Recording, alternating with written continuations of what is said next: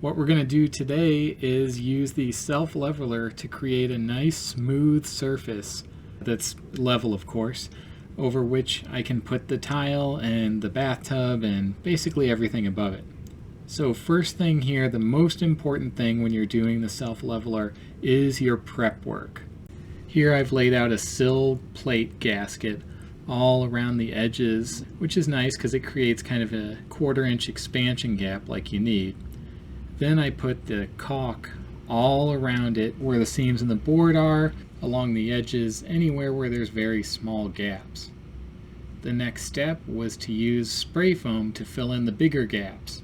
Also, I used spray foam to create a dam in the areas where I was worried about the self-leveler flowing over. I mean, this self-leveler is basically water, so it'll just flow anywhere.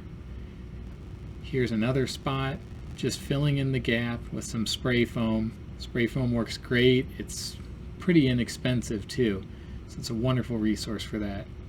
You can also see here the caulk that I had in the smaller gaps. Here's even more spray foam.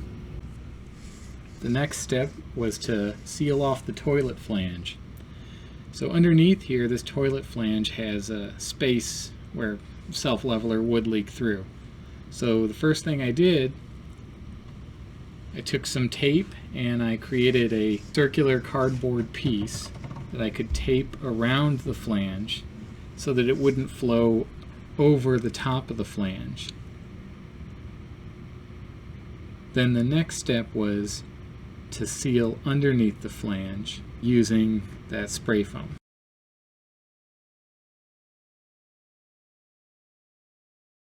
Once you have all the little holes and gaps shored up so that the self-leveler won't leak through them, then I applied a primer, which goes on blue so it's easy to see, all the way across.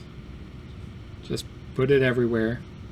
So after the primer's on, I stapled down wire lathe just to give added strength, because it's actually what the manufacturer recommends. I would always do this anyway. This is because the self-leveler is concrete, and as strong as it is, it can still crack.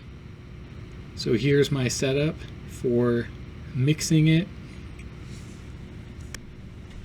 I used a special dust collector so that when I poured the self-leveler into the bucket, that would collect it up. It's called a whale tail.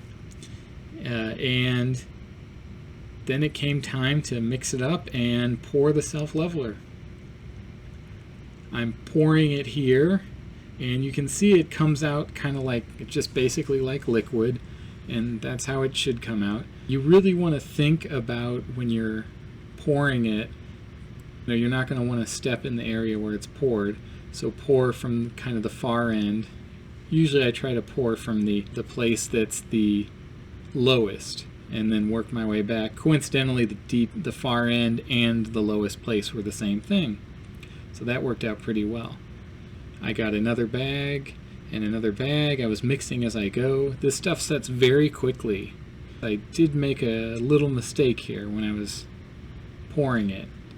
I was using a rubber squeegee to kind of agitate it and move it around just so that it would pour out evenly, and that's good to do generally. But in this case, I waited a little too long while agitating because, again, this stuff sets very, very quickly. We're talking maybe 15-20 minutes. And you can see that little edge there.